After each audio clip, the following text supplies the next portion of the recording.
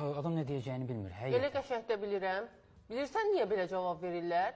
Çünki bilirlər ki, heç bir cəza görülməyəcək onlar barəsində. Bu səhiyyə sahəsində cəzasızlıq səbəbindən hər kəsin həyatını məhv eləyiblər. Birinin sağ ayağı yerinin sol ayağını kəsirlər. Nə bilim, birini belə şikəst qoyurlar, o birisini belə şikəst qoyurlar. Kimi cəzalandırırlar? O gün oxudum, rəhmətə gedəndən sonra bilmişəm mən. Cəmaatın həyat yoldaşını doğuşda öldürdü, aparıb həbs eləyiblər, 3 ildə yatmayıb. Çıxıb yenidən həkim kimi fəaliyyət göstərir. Niyə? Niyə insanların həyatı bu qədər ucuzdur? Ay Səhiyyə Nazirliyi, məhkəməyə verin nədir? Səhiyyə tibbi ekspertiza, nə bilim nə? 1000 dənə qurumunuz var, nə işə yarayır? Bu ölkədə səhiyyədən çox adına qurum olan bir şey yoxdur. Təbibi var, osu var, busu var. Kimsə şikayət eləyəndə bir adam tapmırsan yaxasından yapışmağa. Cəmaatın balasını şikəst qoymusan, sabah da o ana ola bilməyəcək. Bu haqqını onun əlindən almışsınız. Nə haqla?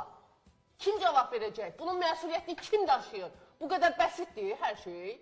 Get məhkəməyə müraciət et. Güya cəmaat bilmir də, yer üzündə məhkəmə var. Məhkəmədən sonra apellyasiya, ondan sonra o birisi. Yəni, çox, burada insan həyatı... Yoxdur, cəza yoxdur. Səhiyyə sahəsində cəzasızlıq hökm sürür. Ona görə də hamısı belədir. Ayaqları isti yerdədir, ağızları isti yerdədir. Uşağın gələcəyini məhv eləyirlər, deyir, get məhkəməyə müraciət elə. Öz balanız olsun, görüm o cavabı verirsiniz. Qoyun da özünüz.